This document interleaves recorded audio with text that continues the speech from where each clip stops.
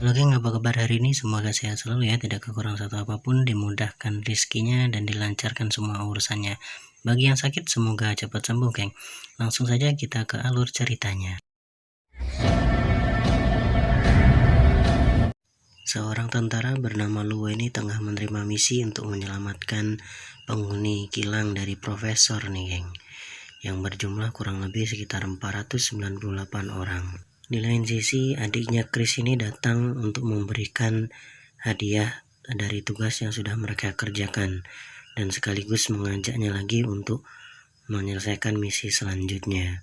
Tapi Chris seperti menolak. Di tengah desa gurun pasir, Chris ini bermain dengan seorang anak kecil hingga Owen datang ke sana dan berniat untuk memperbaiki pipa saluran dari sumur. Tetapi sepertinya Owen ini mengalami kesulitan. Owen mengatakan akan memerlukan banyak uang untuk memperbaiki pipa dari sumur tersebut dan membuat Chris bingung. Sementara Luo memutuskan untuk melewati jalur maut untuk melakukan penyelamatan. Sementara Profesor menonaktifkan mesin pengendali minyak yang ada di sana dengan sebuah flash disk dan memberikannya kepada Mei untuk disimpan dan dibawa. Selaku komandan tim, Luo memeriksa kondisi dari bis dan juga penumpang yang ada di sana. Tetapi tidak lama dari situ ada seorang yang menandai mobil mereka dengan tanda silang. Rupanya mobil yang ditandai adalah mobil yang dinaiki oleh profesor dan juga asistennya. Di tengah jalur maut, rombongan bis mereka dihadang oleh dua mobil dan Luo pun langsung menerjangnya tanpa berhenti terlebih dahulu. Dan terungkaplah bahwa si Mei ini ternyata adalah anak dari Luo yang ditinggalkannya selama ini. Dia pun marah kepada Luo karena meninggalkan dia dan ibunya dan mengatakan kalau Luo itu kejam. Tiba-tiba di tengah jalan ada badai pasir dan mereka pun tidak bisa berhenti.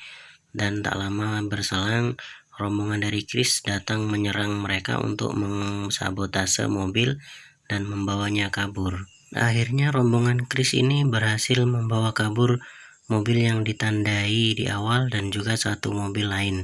Luo pun mengecek kondisi mobil yang telah hilang dari rombongan mereka. Karena tak tahu medan, Luo pun meminta Mei untuk membantu mencari di mana keberadaan mereka dan menemukan bahwa badai pasir sengaja dibuat oleh kawanan penculik. Dan dia pun menemukan rombongannya. Dan salah satu anak buah Luo juga menemukan rombongan penculiknya dan berhasil menghancurkan salah satu mobil mereka.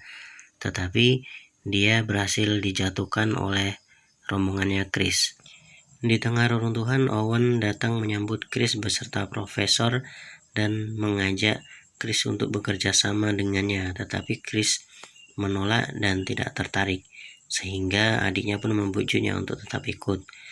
Karena dirasa adiknya ini gagal, maka adiknya si Chris pun ditembak oleh Owen dan meninggal di tempat. Di perjalanan pulang, Chris ditemukan oleh Luo dan Luo pun mengikutinya sampai ke sebuah desa. Dan dia pun menginterogasi Chris, tapi Chris tidak mau berkata jujur. Dan mereka pun hampir berkelahi tapi dihentikan oleh anak kecil. Karena tak kunjung datang, Chris pun datang ke markas adiknya untuk meminta bayarannya. Tetapi dia malah menemukan adiknya sudah meninggal di sana, hingga ia pun marah dan mengira bahwa Luo yang telah membunuhnya. Mereka pun kemudian berkelahi. Pertarungan keduanya jadi semakin sengit nih geng. Si Chris menang dengan kekuatan sedangkan si Luo menang dengan kelincahannya. Tapi mereka diganggu oleh sekelompok orang Prancis yang mau menarik uang dari penjualan senjata kepada adiknya si Chris. Dan mereka pun ditembaki karena tidak memberikan uang yang mereka minta ya. Setelah tembakan berhenti, mereka pun memutuskan untuk melihat keadaan di luar.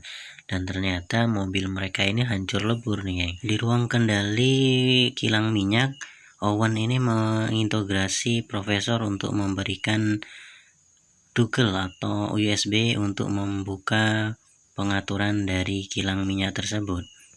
Sementara Luo dan Chris menghibur anak-anak panti asuhan yang ada di sana.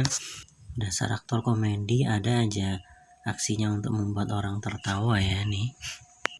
Tak berselang lama, anak buah Owen sampai di sana untuk menangkap May yang sudah membawa tas dari profesor. Dan tanpa pikir panjang, Chris pun memberikan tas tersebut kepada mereka. May menjelaskan bahwa tas itu berisi USB yang bisa digunakan untuk membuka kilang minyak lewat melalui pipa.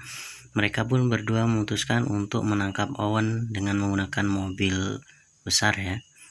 Setelah mendapatkan USB-nya, Owen pun memerintahkan profesor untuk membuka kunci dari alat kendali kilang minyak dan langsung mengalirkan minyaknya ke kapal tanker yang sudah siap di dermaga. Dengan mobil lapis bajanya, Luo dan juga Chris menerobos kilang minyak dan aksi mereka diketahui oleh Owen. Namun rencananya gagal, Owen pun menyuruh anak buahnya untuk menghentikan mereka berdua ya geng. Sehingga Owen punya cukup waktu untuk kabur nih. Tapi si Chris ini malah kecapean mengejarnya dengan berlari. Ya jelas dong, mana mungkin ngejar mobil pakai lari doang. Lo berhasil mengalahkan Knock sampai nyangsang tuh si Knock.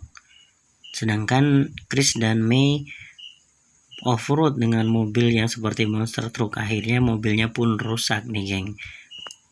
Kejar-kejaran tuh terus berlanjut nih, padahal dia pakai mesin jet nih ngejar sampai rombongan mereka nih. Tapi ya gitu, namanya si Owen ini kayak belut ya, berhasil lolos terus. Padahal kan sudah pakai mesin jet ya, malah mobil mereka yang jatuh ke jurang. Sedangkan Owen berhasil menghindar. Tapi pada akhirnya Owen lah yang jatuh ke dalam jurang seorang diri, sedangkan May dan Lo berhasil selamat. May pun tahu bahwa Lo ini tidak meninggalkan dia karena dia mau ya, tapi terpaksa. Jadi mereka berdua pun berbaikan dan berakhirlah ceritanya. Mohon maaf nih geng ya kalau ada salah-salah kata atau salah-salah penyebutan, soalnya belibet terus ya, belum terbiasa.